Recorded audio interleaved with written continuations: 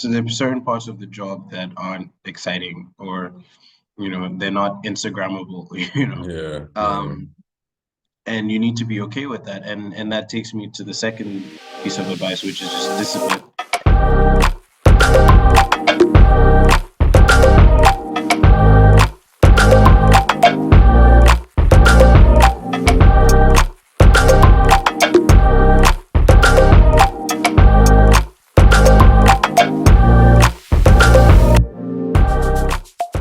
Welcome, everybody. This is an episode of AlphaDelta, a podcast where we have conversations with people who are operating at a higher level than most, with the hopes that it motivates and inspires people to become the best version of themselves. So today, we're joined by Maudo Jallow.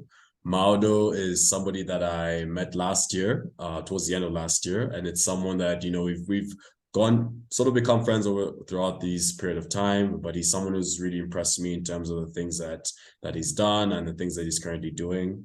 But Maudo, for those who don't know who you are, could you just introduce yourself? Let us know who you are, where you're from, what you do, and where you go to school. Yeah, sure. This is usually like the hardest question, to be honest. No matter how many times I answer it, it never gets easier to answer. I'm Maudo. I'm from Gambia, West Africa. Spent a lot of time actually growing up in Ghana. Before going to the UK, I did boarding school in the UK for a little bit. And then did my undergrad and master's in the UK as well, in London. And then I guess to summarize, altogether, I've lived in 6 countries, and that sort of spans like 4 continents, you know. I'm currently working in the UAE, United Arab Emirates. And I moved here about a year ago, just over a year ago. Right. So yeah, I'm sure we'll talk about some of the other places that I've lived in throughout the conversation, but that's a bit about me and where I've been. Right, right. Yeah, awesome. Very, very great introduction. So the first question I have for you is, what are you passionate about and why? Um, I'm passionate about quite a few things, but the thing that keeps coming up to me is just I just find it, I don't know about you, but I just find it very frustrating that like um life seems to be, you can't have everything Yeah, in life, right? Like it 100%. it just there's really no, like, I don't think I know anyone who's found the cheat code in Right. terms of life and how to go about it. So I'll tell you what I mean by that. So it's frustrating that when you're at your youngest and most energetic is usually when you're at your poorest and least able to do the Yeah, things that you could do if you were more, right. if you were wealthier and had the energy, which you do, to Yeah, do, right? right. And so it's like, most of the time, I mean, a few people make a lot of money when they're young, of course, but the vast majority of young people, are just getting started. And if you're not doing anything illegal, um, Of you, course.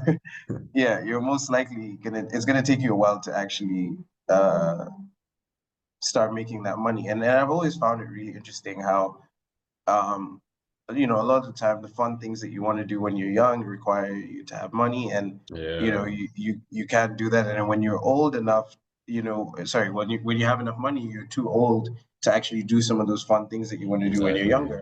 Yeah, all those fun things they And don't seem fun anymore as much. exactly, Yeah, exactly, exactly. And most older people just want to, sit on their money and put it away, invest it in something, and just kind of, ride out their last days, which is cool, like it's nice. But yeah, I mean, that doesn't really answer your question as to like what I'm passionate about, but it goes to the point of, in terms of what I'm passionate about is how to create more opportunities for young people, because they're the ones who actually have the energy, the innovation, they're coming at things with a different mindset and questioning things Right. as to why things are the way they are.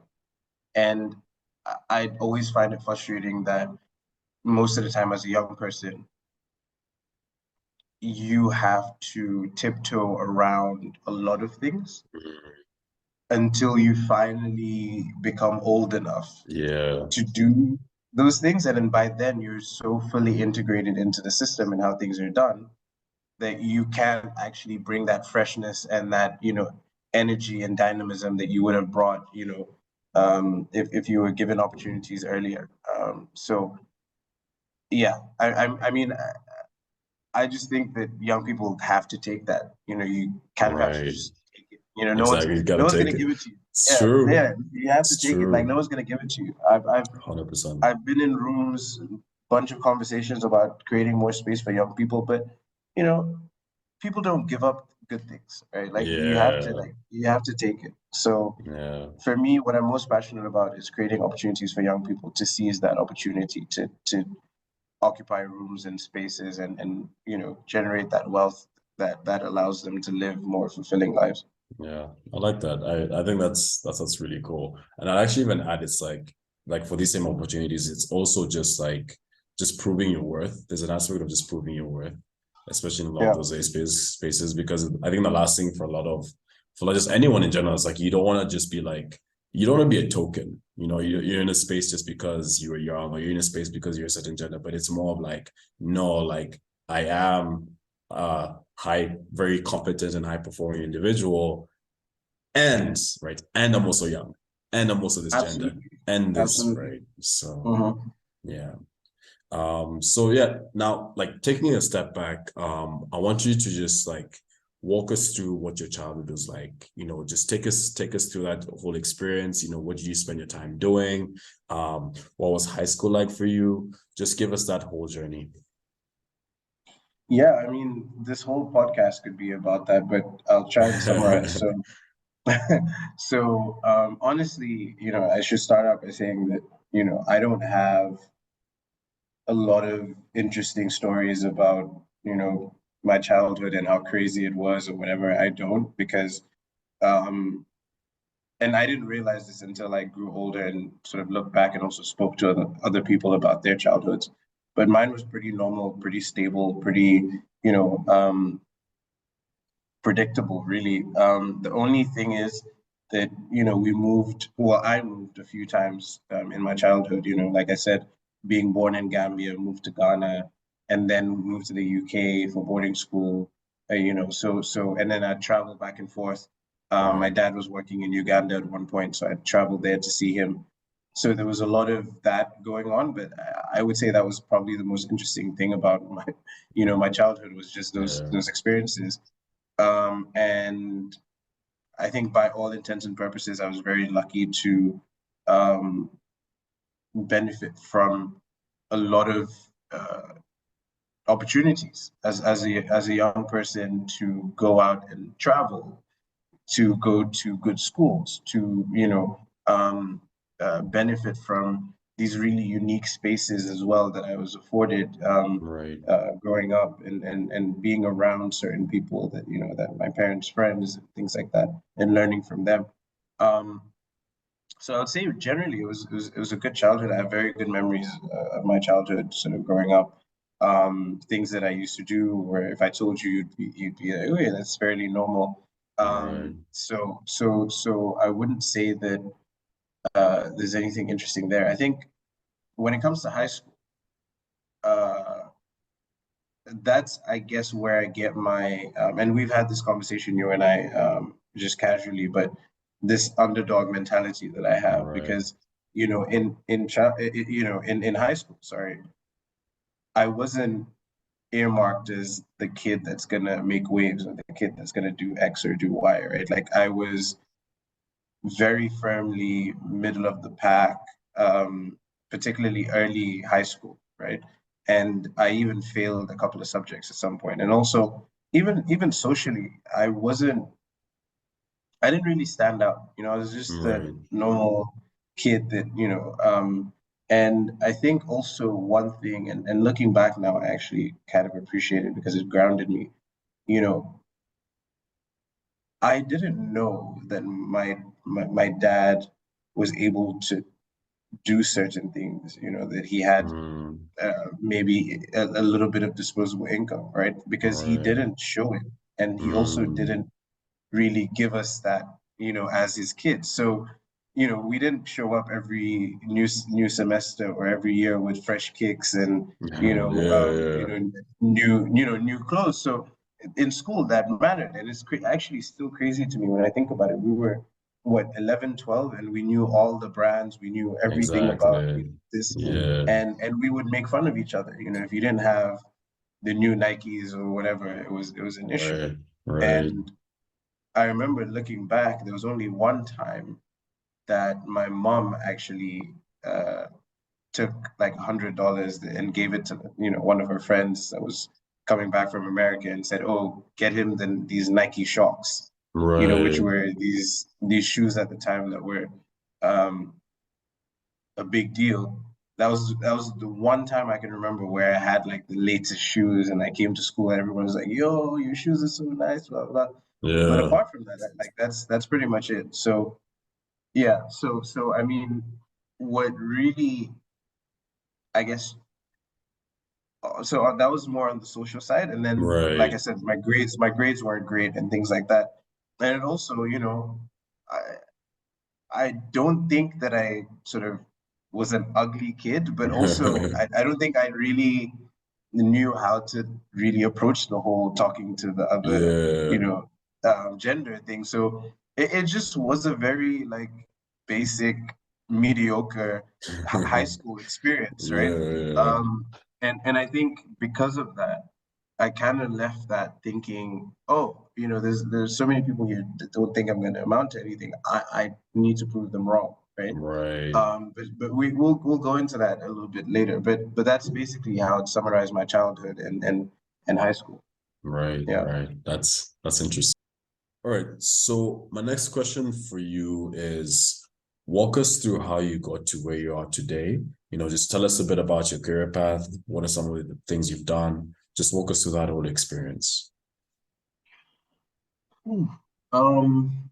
Okay. So mm, there's so many things that I learned throughout my career that like I'm still navigating, right? And I think the worst thing you can do in your career is kind of start feeling like you figured it out, because every time you think you figured it out, something new comes. Because if you're doing well and you're progressing, there are going to be new challenges, new dynamics that you haven't experienced before that you need to kind of find ways to work around. So um, I think that's really how I've approached my career. I'm super proactive about my career. I don't Mm, kind of just get a job and relax. Some people right. say it's like an anxious, you know, it's an anxious, like an overly anxious way of looking at your career. But for me, Yeah. it's just I like to have options, and Right. I like to exercise those options as leverage in my career. Yeah. Um, I don't like feeling as though I'm just in a job because I have to be, Right. Um, yeah, like if I'm staying in a job, it's because I want to and I've chosen to, which for me is incredibly important. And I think it's similar in even in relationships, right? Like you don't want to Yeah. you don't want to feel like you're with someone just because you don't have a choice. That's true. Um, To settling. yeah, yeah, exactly. So, I mean, a bit about my career. So as I mentioned, I did my undergrad and master's in London, finished. It was a struggle finding a job, man. Like, I most of the time I say 4 months. Like, it took me 4 months to get a job, but actually, truly, it took me about 10 months to get a job Wow. um, because I finished my dissertation around July. No, well, I finished my exams around July, right?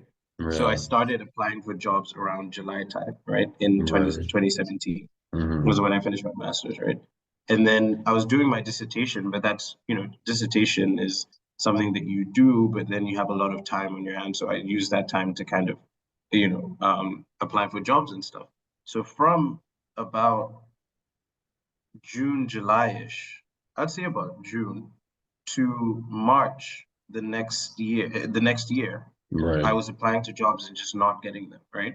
So at some point, again, this is one of the ways in which I was saying that, like, I'm just grateful to some of the privileges that I had growing up, because my dad saw how frustrated I was and was like, okay, if you can get an internship somewhere that's worth it, I'll sort of cover your expenses while you're there, right? Right. And so you can imagine me going to my dad and saying, hey, I got an internship in Geneva, one of like the most expensive cities in the world. And me expecting him to kind of be like, well, I don't think I can do that. It's pretty expensive. But him sort of trusting in me and kind of saying, no, actually, you can go. It's only 3 months, and I'll take care of the expenses. You go, and that internship ended up being with the UN in Geneva, Right. and lucky for me, one of my lecturers at the time, who unfortunately has now passed away, God rest his soul. Yeah. Used to be the director of that agency within the UN. It's like a research institute on social development within the UN in Geneva. And he really liked me. We got along really well, and he thought I was a good student. So he put in a recommendation for me, and then I got that internship in Geneva. Now, I was excited, did the internship, and they told me pretty early on, we don't have any funding to keep you on. So, it's great that you're here. We love your work. But once you're done, you have to keep it stepping, right? Yeah. So I'll never forget, I finished my internship in Geneva. The next week was my actual graduation. So I flew to London for the graduation. And it was like this high of like, graduating from LSE, and all your friends are there, my mom's there, my brother's there. And then it's just realizing straight after that you don't have a job. What are you, like, you just graduated and you don't have a job. So I went back to Gambia with my mom, was living with my mom. And bear in mind, I was in boarding school at 14. So I wasn't used to living with my parents anymore. I've been independent, boarding school, uni, since 14. So it was a struggle. I went back and it was tough, just going back to living under her rules and under her roof and stuff like that. It was tough.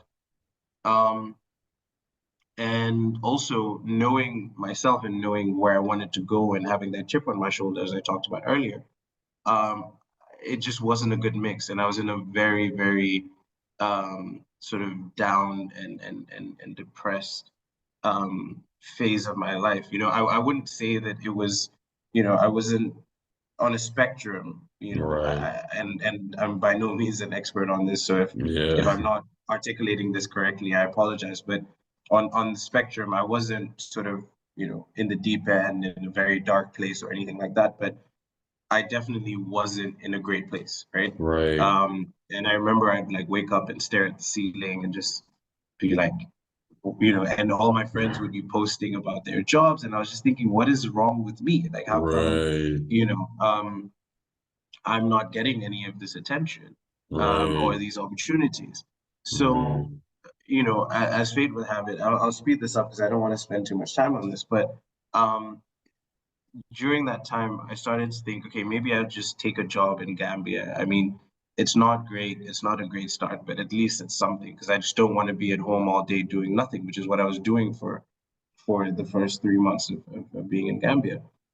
And then I'll never forget, I applied to this sort of Gambia Chamber of Commerce, right? And for my qualifications, I was expecting they were going to give me an offer straight away. It wasn't going to be a thing because like I'm qualified, you know what I mean? So they were like, oh, I remember, I'll never forget, the CEO sent me an email like, yeah, I looked at your CV, it's not bad. Maybe we can give you an internship. And I thought to myself, an internship? What do you mean? Like do you not see my CV? Anyway, and this was after, I'd applied to different places like the central bank in Gambia, even the Ministry of Finance and stuff. and nothing was coming back. You know, it was just really slow. Yeah. So a part of me thought maybe I should take it. Then my sort of senses kicked in and was like, no, okay. So then there was this other tech company that said, okay, we want you to come in. I interviewed with them and they were like, okay, we really like you. Not only do we want you to take the role in business development, but we want you to be sort of like a project manager, you know, of the office. Right. And I thought that was really exciting, but the pay was terrible, you know, and coming Mm, from having been, you know, doing a master's in London and, you know, yeah. coming to sort of a salary that was, I can't remember exactly what it was, but if I have to think back, it wasn't, I think it was just over $300 a month or something like that, you know, the Mm, equivalent of about $300 a month, right. um, which it wasn't great. So, and that was the best they could do. So I remember going to my sister actually and saying, hey, you know, I got this job. I think I'm going to take it. It's not, the salary is not great, but I'm living at home and at least it's something and it sounds interesting and exciting and I can grow. And I'll never forget, she told me off. She like was like, you're crazy. I would never take this if I were you. You're incredible. You have these skills, you have that. And she really talked me up. And it made me reject the role. And guess what? Not even a week later, I get an offer from the UN to go work with them in New York. And Wow. it's so crazy how life works because Yeah. how are you telling me that I can't get a job, you know, in the Gambia Chamber of Commerce, which, Yeah. you know, no disrespect to them, you know, I shouldn't Yeah. walk into that role, right? Right, And right, and then right. and then and then you know, not long after that, you know, I'm getting an offer from the UN and not just anywhere, but HQ. Yeah, You know, yeah, it just doesn't make sense sometimes. yeah, And that's why sometimes, you know, I remind people that we don't live in a meritocracy. You know, the world isn't, you know, a meritocratic place. And sometimes you can't get too down on yourself if it feels like things aren't working out. It might not, it really isn't you. You know, that whole thing about it's not yeah, you, it's me. yeah, Yeah. yeah, yeah, So, so I think that story I always tell because it just shows, you know, the sort of struggles at the beginning of my career, and then it kind of taught me um, not to sort of be comfortable because, you know, and then after that, sort of because of my experience at the UN, um, again, it's a long story. Sorry about that, everyone. We just had a slight disruption in signal, but Maudo, you know, you're just telling us a bit about just the struggles you've gone through within your career path. You know, you're giving us a story about how, you know, you weren't given the opportunities to work at the Chamber of Commerce, but, you know, a couple of weeks later, after rejecting that offer, you then got an offer to work at the UN HQ. And you're just telling us about the importance of you just sharing that story. Yeah. Yeah. I mean, yeah, sometimes we kind of attach a lot of importance to, um, you know, single events in our lives, right? Like getting rejected for a job or, you know, sometimes it really isn't about you, you know, it's about internal politics at the office. It's about, you know, bad timing and all these things. So for me, I kind of took that with me and I learned not to take some of these things too personally. And so, you know, it allowed me to kind of just think about things in a lot more um just it's business, it's not personal type of way. And you know, in addition to that, you know, when I actually got to the UN, there was office politics there as well, you know, shock. Mm, But there were situations where, you know, there was someone who was actively working to get rid of me.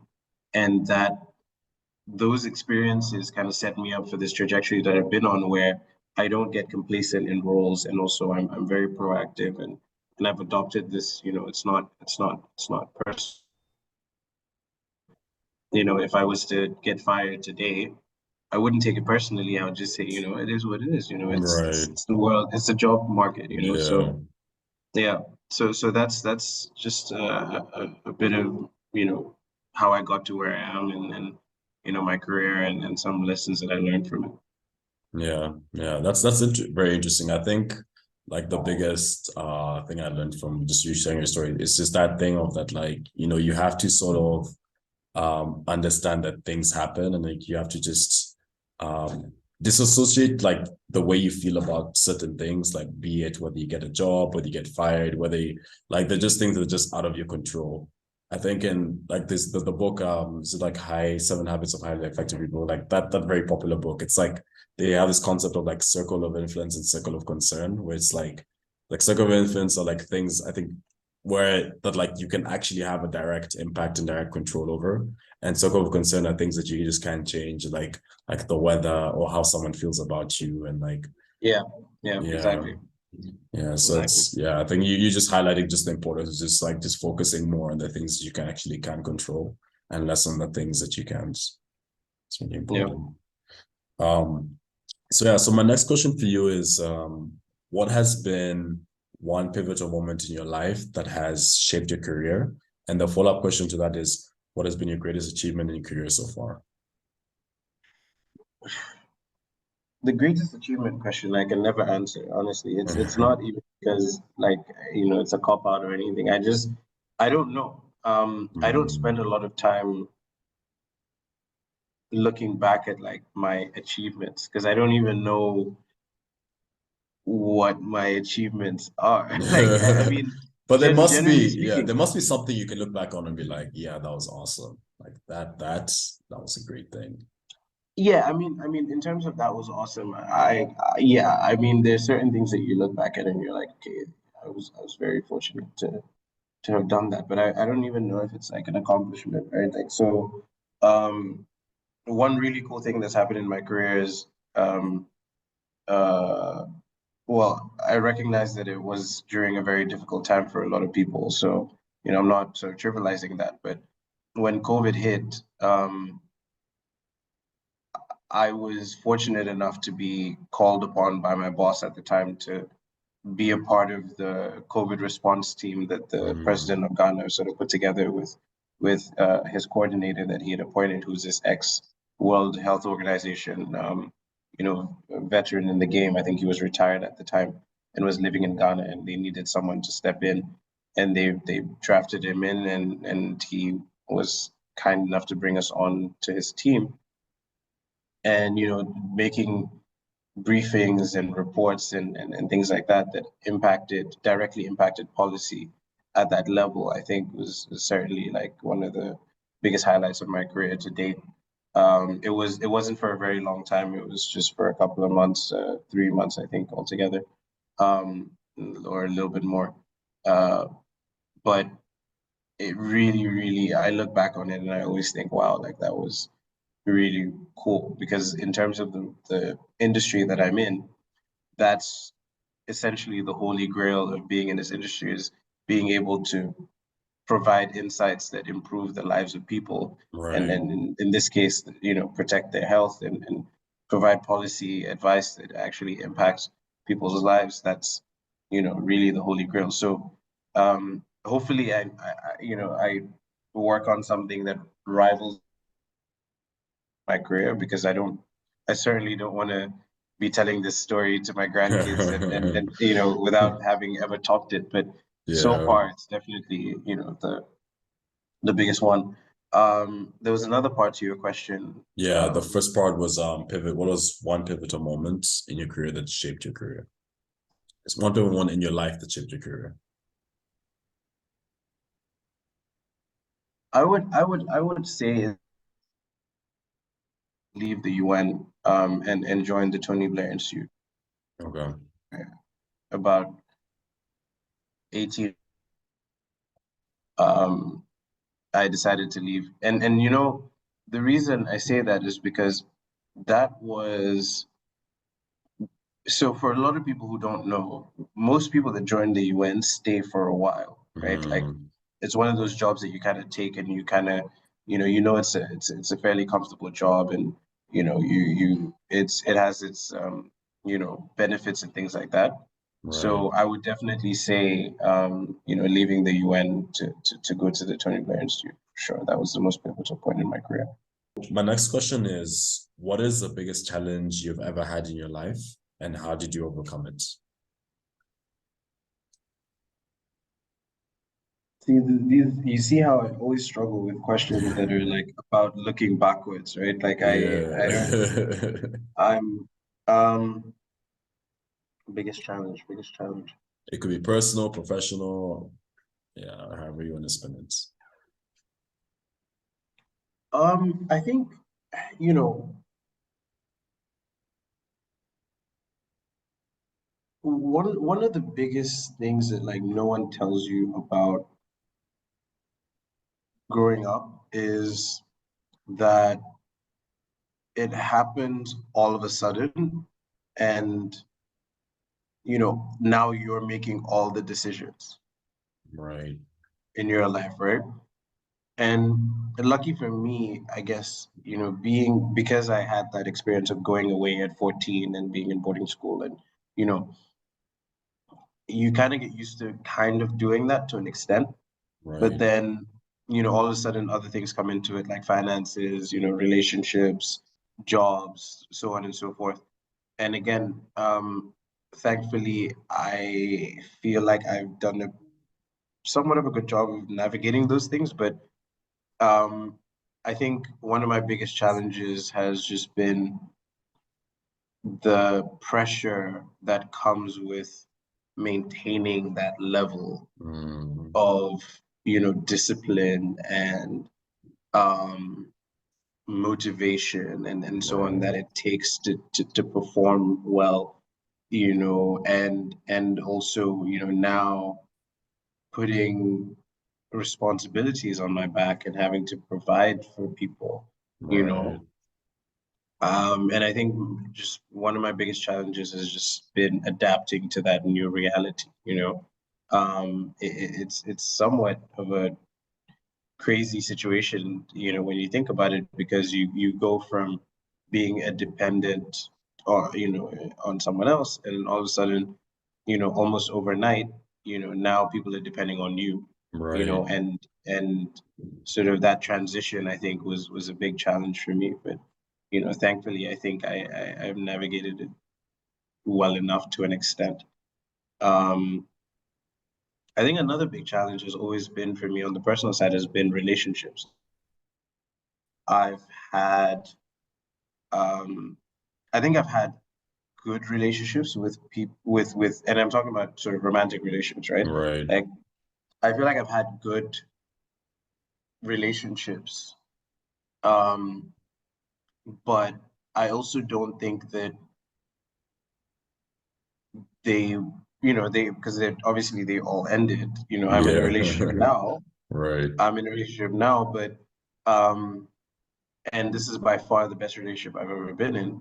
Mm, But looking back, I think, that had always been a challenge for me, just right. because I think I always saw things quite differently, and maybe I always had expectations of people and situations that were somewhat unrealistic. Right.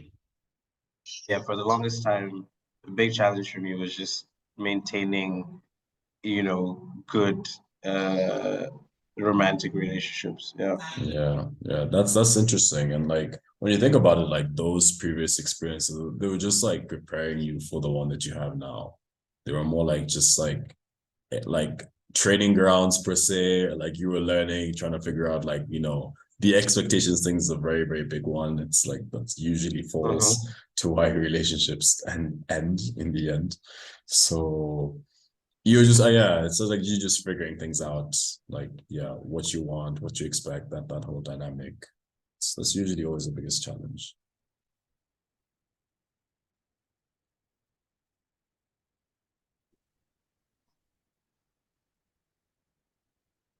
I completely agree.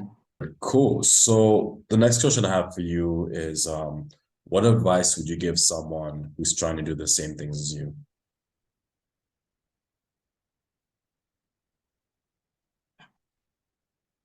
I think, the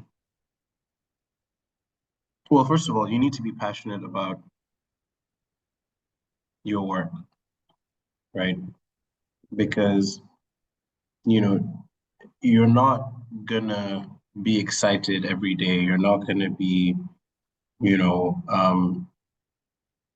So there are certain parts of the job that aren't exciting, or they're not Instagrammable. Yeah, yeah, Um, and you need to be okay with that. And that takes me to the second piece of advice, which is just discipline.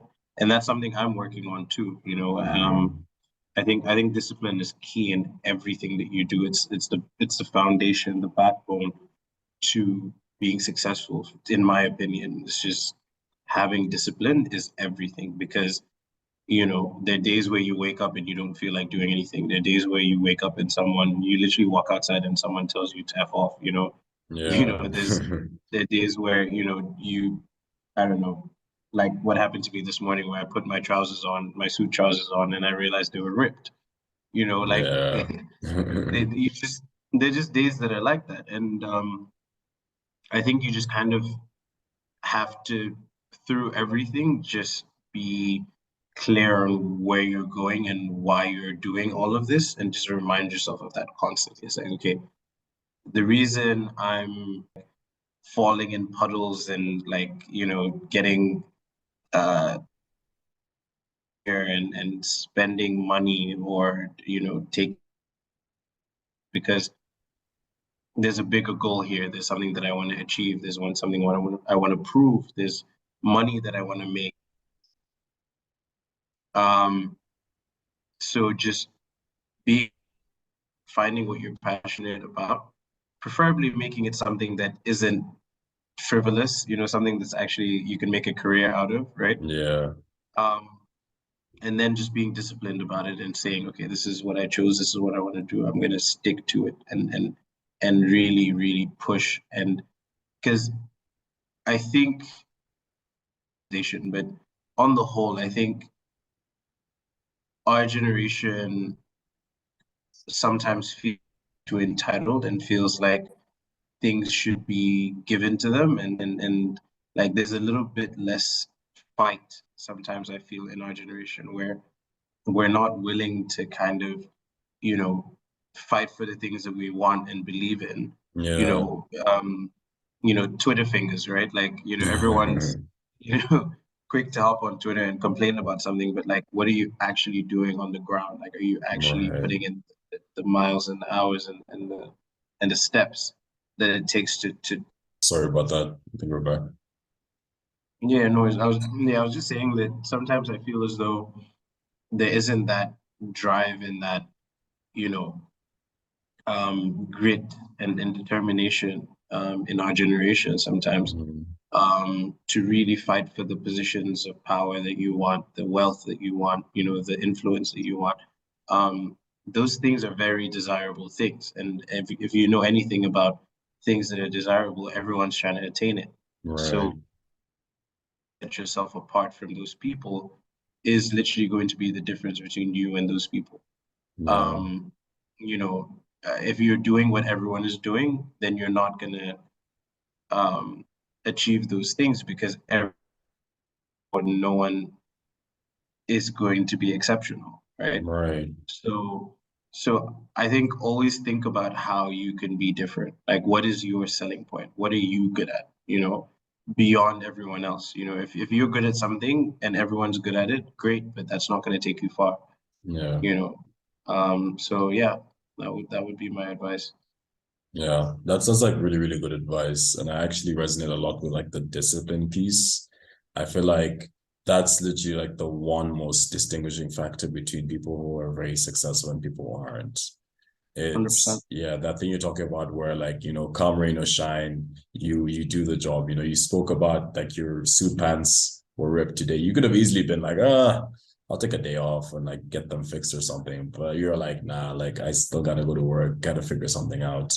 You had You to, have to. yeah, yeah, like you gotta be resourceful and like figure out like an alternative. And it's like even for me in just my own journey and my own experience and the things I'm like getting better at, like I firmly see like the best progress and like difference is when I'm just very disciplined about something. Yeah. Yeah. And I Yeah. think like I'd even go on to say even further. It's actually like I see it as like about like 4 or 5 main things that you just need to like to apply. I think it's just number one, it's like first, like it's the work, like you need to understand like what exactly it is that you're doing. Going back to your whole passion piece, it's like, okay, like what do you actually want to be doing? And then understanding like what work, like what actions do you have to take to achieving those things, and just applying those actions. I would say also like focus. So it's like, it's a matter of like, you want to zone in and be very, very focused on those actions and not get too distracted by too many things. And then you want to be disciplined. Like, being disciplined is just doing those actions, come rain or shine. It doesn't matter, like whatever's going on in the world, like you have to do those things that you want to do. And then the biggest thing is just consistency, which is basically discipline applied over a long period of time. Exactly. Yeah. Exactly. Mm-hmm. Yeah. I completely agree. Yeah, very interesting. Cool. So next question I have for you is, where are you heading to? Like, what are you hoping to accomplish in the next couple of years? So, and I guess it links really well to what we we're just talking about, right? Like, I definitely feel as though I've been on this crazy journey, and maybe not crazy by a lot of people's standards, um, through my career, where I've been relentlessly pursuing goals and, opportunities and things like that. And I've moved, as I mentioned before, I've lived in, 4 continents now. I've changed jobs, changed organizations a few times, and I definitely feel as though this is a period of my life where I want to be a lot more settled. I want to set my roots down somewhere and just say, okay, instead of proving myself by gaining things, I want to prove to myself that I'm able to, instead of, because sometimes it's easier to go somewhere and do something, but sometimes it's when you think about it, it's actually harder to stay somewhere in spite of the rain and the fog and everything, the storm around you, and fight against that and still make to figure out how I can be more settled, more disciplined, more committed to everything. Just, family, I mentioned I'm in a relationship. Hopefully, um, that that'll progress and become a lot more serious. And I've been thinking a lot about, starting my own family, fairly soon, and what where I am right now. And so when I think about what I want for the next 3 to 5 years, or whatever, definitely I want career progression, yes, but bigger than that, I want to start my own family. I want to get married. I want to buy a house. I think those are 3 main things over the next like 3 to 5 years that I want to do, is just start a family. Well, let me put it in order, if it even is possible. Yeah. So, get married, start a family, and I would want to buy a house before I get married, but that's looking unlikely. So, maybe start it, and buy a house. So, let's see. Yeah. That's interesting. That's awesome, man. And I wish you best of luck in all that, man. Looking forward to seeing Thanks, it man. for sure. Looking forward to seeing Man. it. Appreciate it. Yeah. Cool. So the next phase of questions I have for you are a bit more personal. And the first question I have for you is, do you practice self-improvement? And if so, what do you do? So, did you say self-improvement? Yeah, self-improvement. Yeah, I think a lot of that for me is around, as I mentioned earlier, just being more disciplined, right? Um in the work that I do, in how I relate to people, and also in terms of my personal fitness goals. So, um I think I'm somewhat, you know, I wouldn't say obsessed is a strong word, but just very focused on constantly looking at ways in which I can improve myself. And I guess it comes from that chip on my shoulder that I talked about earlier, where when you have that, it's very hard for you to just think that you're great and there's nothing to improve. You're constantly thinking about how you can improve things. So yeah, I would say yes for sure. Okay. And the second part is, if so, like what exactly do you do? What practices do you do? How do you approach, this process of you just trying to get better and looking for things to improve? Yeah, I mean, I definitely focus on myself. So I constantly think about how can I be better, next month, next year. Right. Um, so that's definitely a big part of it. But I'd be lying if I said that I didn't, like I don't compare myself to people or that I don't care about what people Mm. think because, people that say that, I always think at best you're lying, at worst you're lying, Yeah. and at best you're just delusion Delusional. all impacted. We're social beings, we're all impacted by each other. And that's where things like inspiration come from and things like that is the people and being inspired to do things. Um, so for me, it comes from those places. It's self-improvement inward and finding ways to improve myself. But also it's what people can see. I wanna live.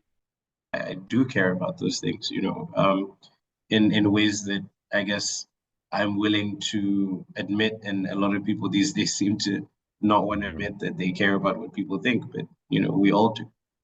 Yeah, no, I agree. Like you said, we're literally social creatures. And like whether you like Yeah, it or not, we get easily influenced and by other people. That's sort of how we like that's sort of how you like measure like it's a natural thing to just measure yourself against other people. yeah, Like it's a very yeah, natural and like people just be more comfortable about it.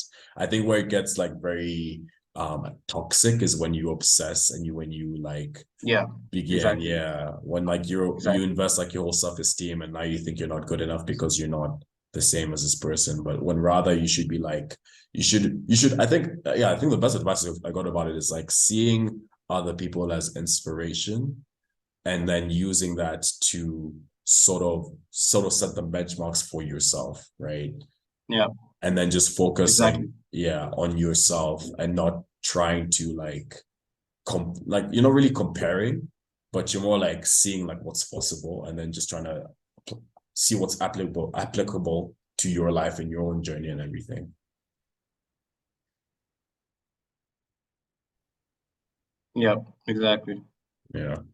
Okay, cool. So my next question is, I know what is one area of your life you feel you could improve on? I know you sort of touched about this during the interview, but maybe you can just expand a bit about on it. Yeah, I think, I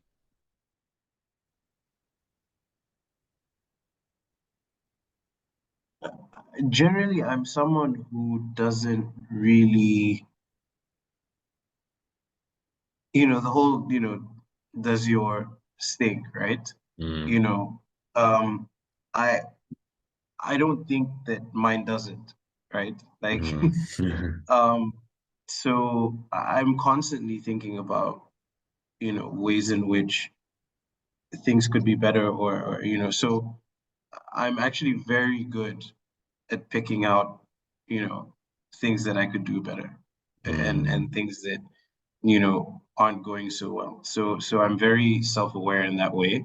So there's a famous song by the Senegalese artist Youssou N'Dour, and he literally translated it means, um, knowing yourself is better than someone stopping you in the street and telling you about yourself, Mm. right? Mm. Um, because then it gets embarrassing. So like if you know yourself, you don't walk around with an energy that is like, oh yeah, my doesn't stink, right? Right. But if you know yourself, then oh, maybe it does a little bit, and I do need to be cognizant of that, so that's how I operate. So actually, I could list so many things that I think could be better. But yeah, back to that point about relationships. I think for a while I I was like, oh, maybe it's her fault because of this. Maybe it's her fault because of that. But then afterwards, I sat down and thought about it, and I was like, well, maybe I'm going into these relationships with a little bit too much expectation, and it's actually Right. almost impossible to live up to them. And some of the expectations also are based on you know, and not to go too deep, but I do place the women that I'm with on a pedestal, which, you know, no one can actually live up to, right? So Yeah. it's a bit unfair on my partners to do that. So Right. yeah, I think that's definitely what I'd point to here as an example, but there's so many things. Yeah, yeah. And I think there's something that you really highlighted that's important. It's like that self-awareness of like knowing when you're stinks and like, you know, more and much better than anybody else, right? I think Yeah, that's a very, very it's so important thing. it's so key. Yeah, It's so yeah, key.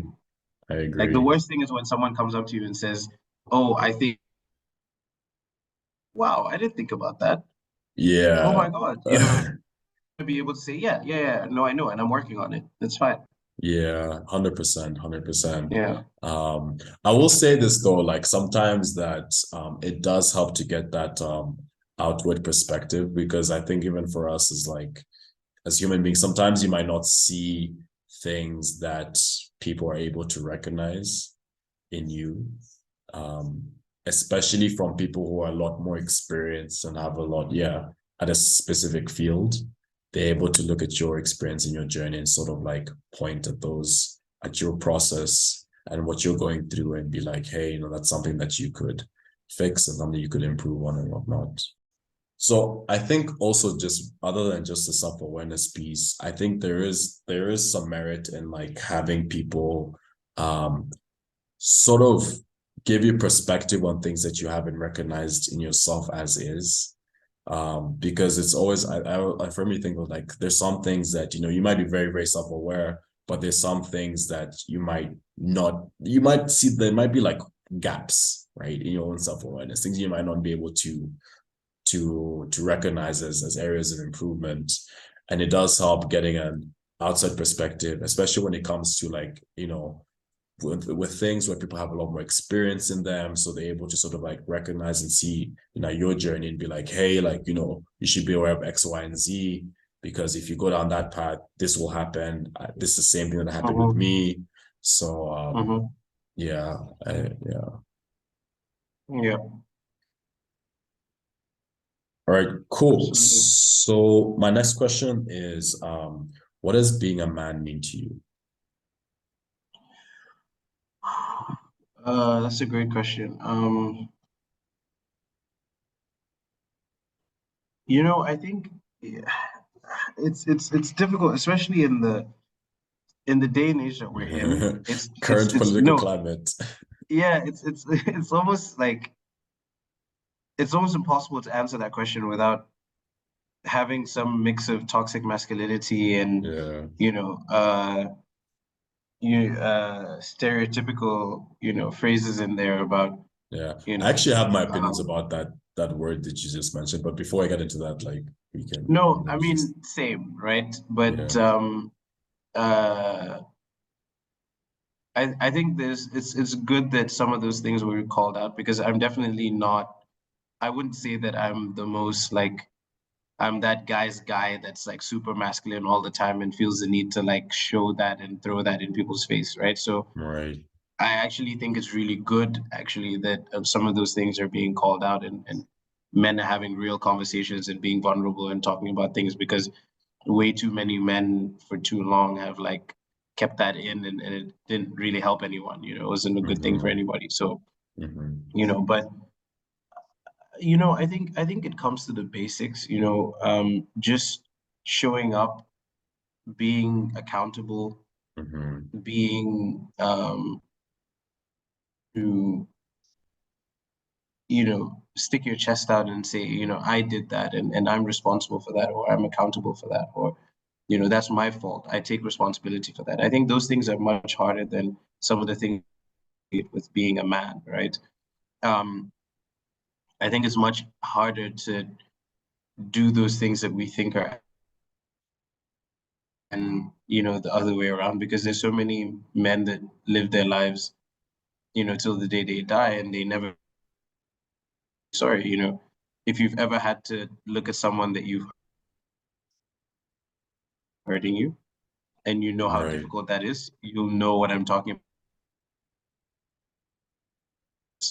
sweep it under the rug and say, to talk about that, or this isn't, important. So I would definitely say that those are the things that I associate with being a man, is just, being responsible, being accountable, taking responsibility for things that even you might still feel aren't your fault, but if someone calls you out on it, you should be able to take responsibility for it, at least. Right.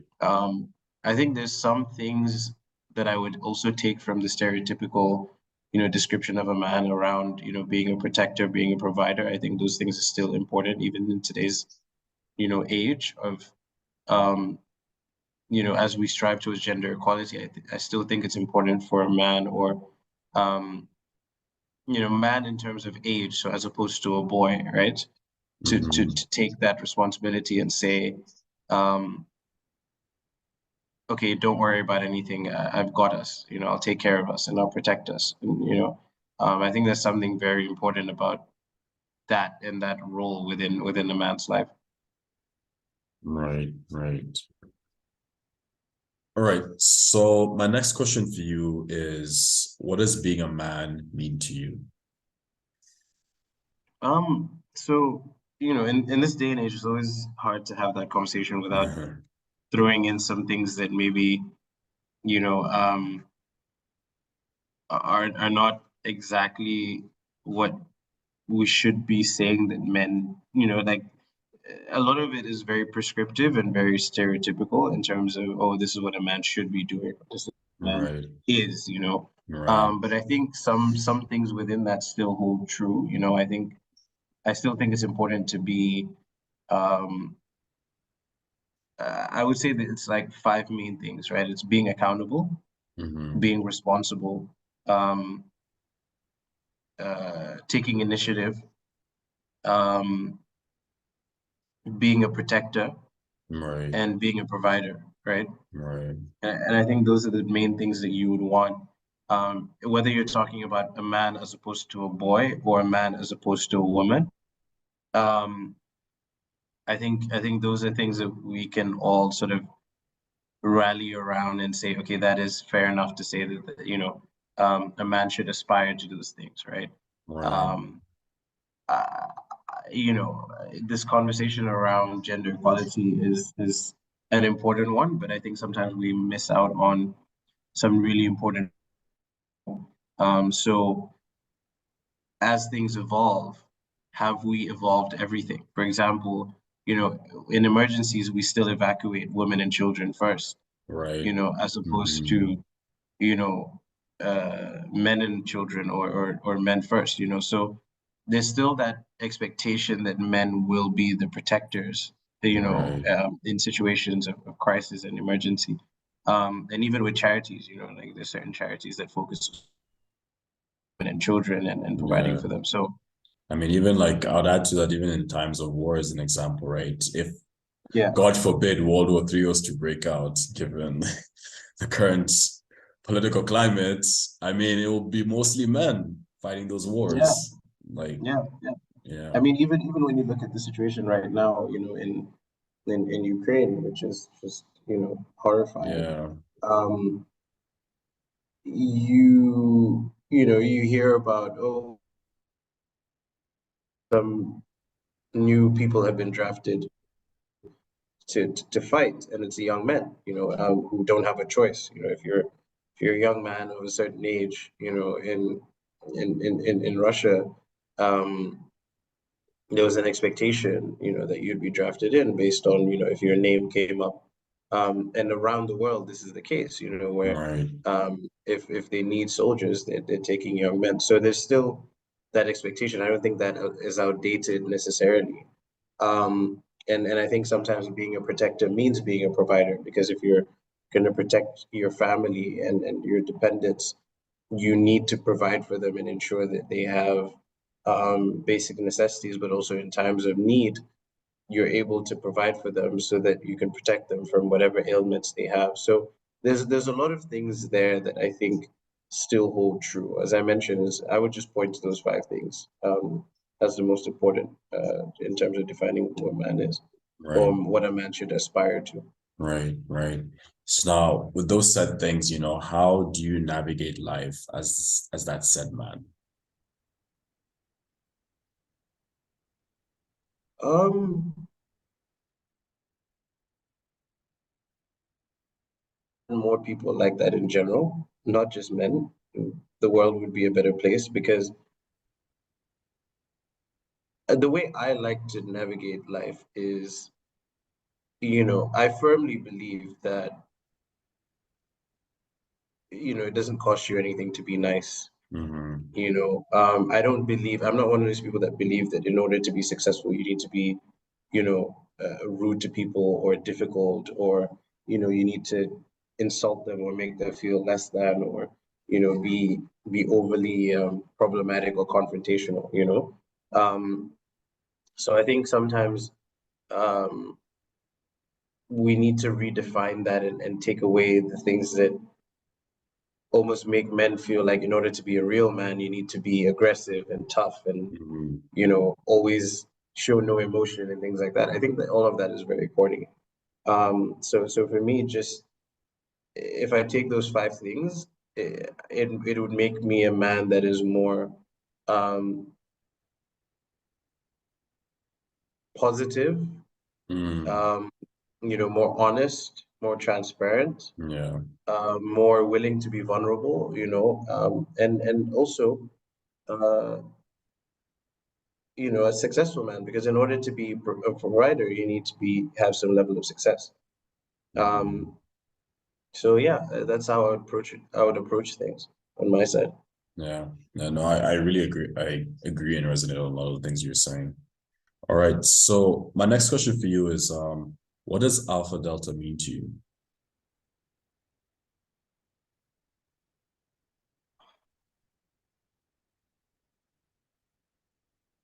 How do you want me to approach um how do you want me to approach that question? So in terms of Just like, I mean, off the uh bat, like, we've had this conversation about the podcast. I think you have a good sense of what it's about.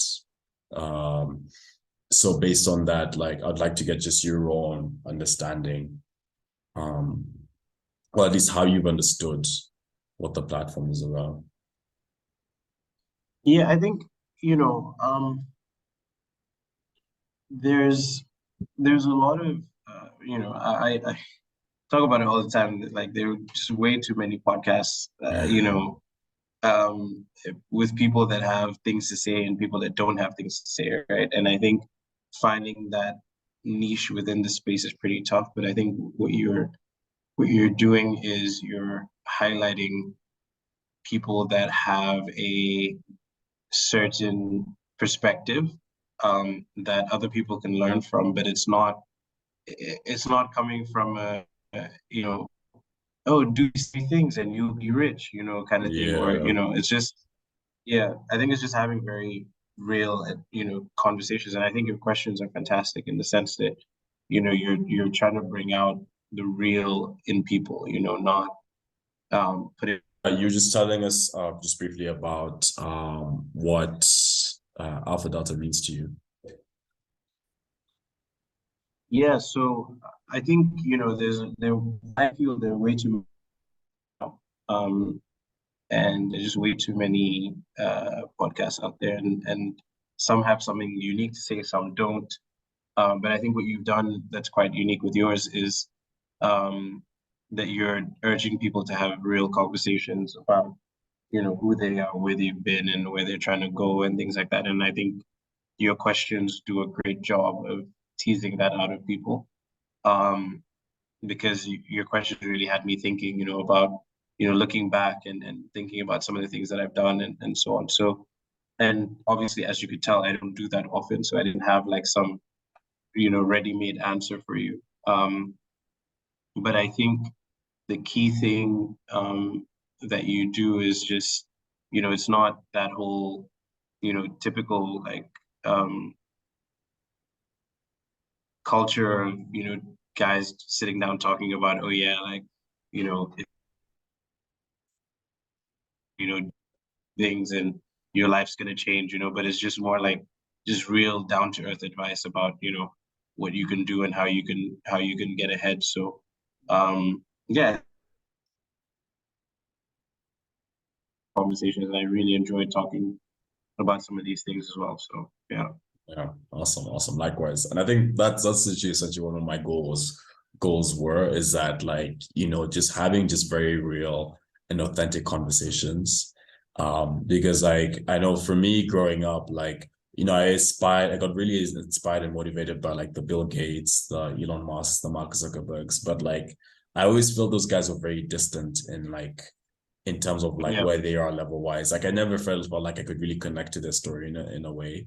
So me wanting to do this was just like trying to bring out these very authentic stories for people that they're able to resonate with and be able to be like, you know what, like, you know, if Maudo is able to do all these things, you know, he's from Gambia. Hey, I'm from Gambia too. Like that's a path, like his path is something I can aspire to. It's a lot more achievable, you know.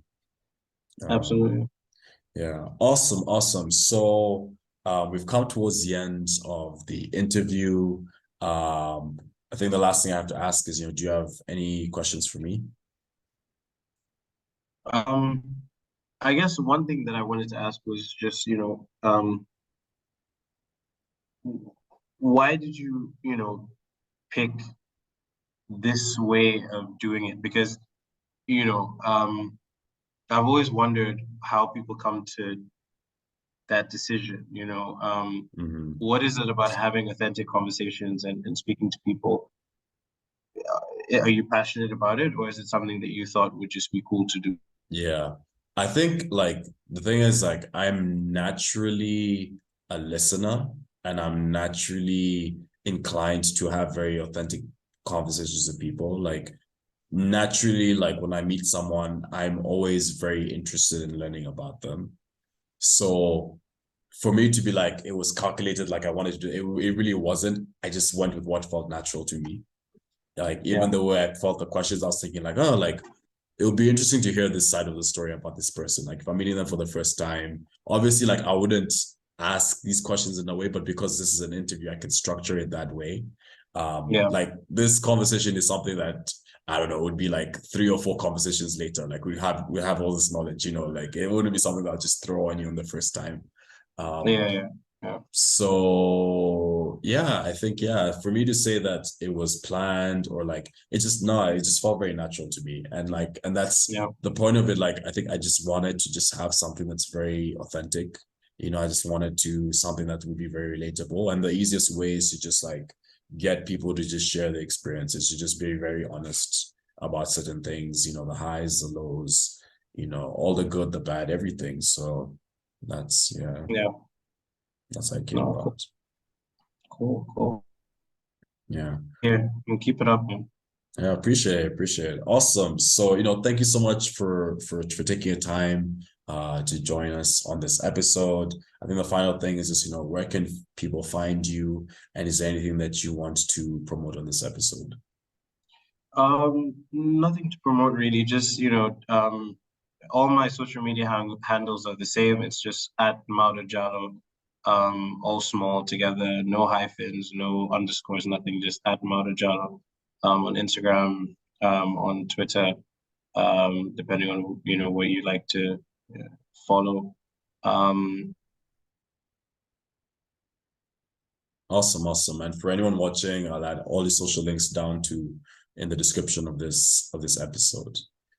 All right. So once again, you know, thank you so much for joining us on this episode. You know, thank you for everybody listening and watching for wherever you are. You know, be sure to like, subscribe, and share with friends. That's if on YouTube, and, you know, just give us a review on all the podcasting platforms. And really, you know, just to remind you all, the purpose of this podcast is just to have very authentic conversations with people, in the hopes that, you know, sharing their stories can just motivate and inspire people to become the best version of themselves. So this is an episode of AlphaDelta. I've been your host, Joe Kariuki, and I'm joined here with my guest, Maudo Jallow, and it's a goodbye from us. Peace. Take care, guys.